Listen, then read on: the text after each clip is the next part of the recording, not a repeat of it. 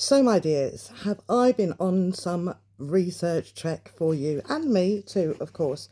What I'm trying to avoid is going down the route of, because of course the history of the Ogham and the Celtic calendar is very much linked with the history of Ireland and Scotland and Britain, as a whole. And of course, after the Roman invasion, there was not a lot left of our culture because there was no writing system, and all that is left really is archaeological finds and what was written about the people of Britain by the Romans, and of course what came after. I went down a bit of a rabbit hole, but it was an interesting one, and came across a book called The White Goddess. Let me hold it up here, try not to drop it. The White Goddess by Robert Graves there. Very interesting book. It seems to be a collation of kind of Irish history, a little bit of folklore, poetry, and mixed in with some historical stuff. So, because I'm trying to keep it on message, there's an awful lot in there, but I'm focusing on the Ogham or the Owen. So I'm going to go through what I've written down in my little notebook, my trusty little notebook, in terms of the history, and then we'll have a look at the birch, which is this month's tree, of course. So history of Ogham. It would appear, according to archaeological evidence, that it appeared and arose during the Roman Empire from the 4th to the 10th century. So in essence, it is post-Christian, I must say. So the idea, I would imagine, the origins of it would have been around the time of the Druids. I'll get to that in a minute anyway. Now, the accepted kind of history, or the historical theory behind the rise of the Ogham, excuse me, it's the reason for developing a written language. It is, of course, because of the trade between the sort of dominant empire, which would have been the Romans, of course. Just getting on to what I wrote down about my theory. Excuse me.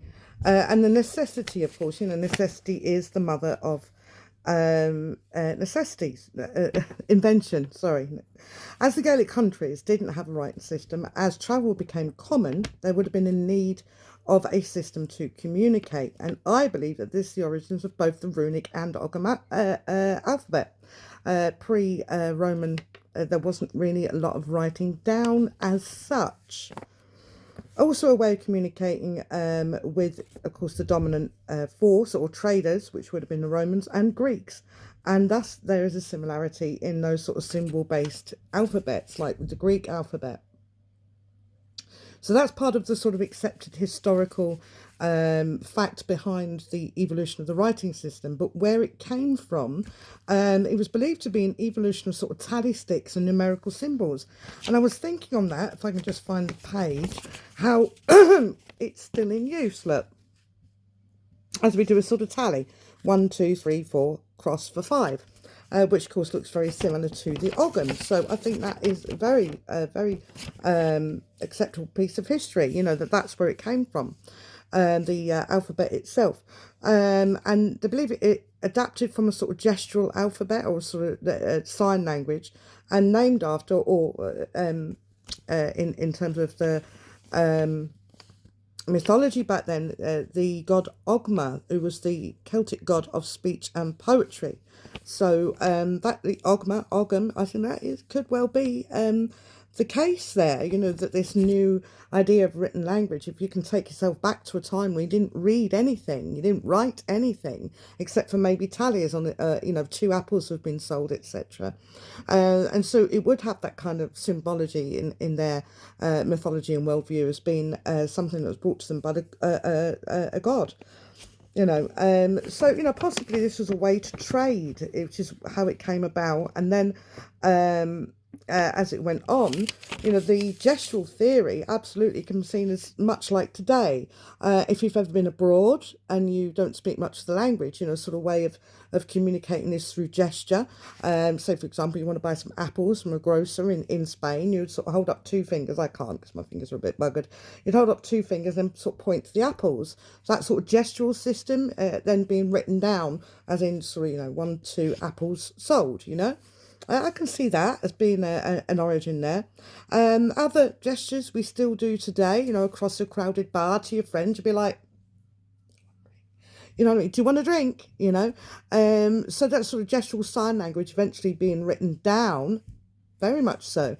The a bit of mythology behind it would be what the Irish wrote about in later books. I'll try and find the name of it while I'm still talking. Is that it became a hidden language. And that will come into play in my next video when I start to talk about here we go. So the Bible Loth, the oral Druidic relic, which was written in the 1400s. But of course, oral traditions inevitably change, kind of like Chinese whispers. So the oral tradition saying this is what the Druids spoke, this is what they did, this is what it meant, would have inevitably changed. And as I've said in previous videos, it changed from village to village, etc. The symbols, would have been a little bit different. Now, it is interesting, the Bible Loth, as it does have a couple of pages if you go online. And I'll see if I can add some photos at the end of this that I took screenshots of, when many different alphabets, including the runes, where they said the Northman's language.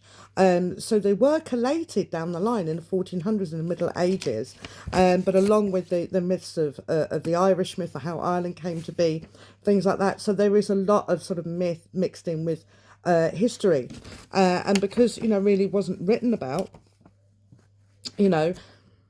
we don't know for sure, but I think it holds a lot of ground in thinking that it maybe started as a tally system, and then eventually evolved into those groups of tallies equaling a certain letter.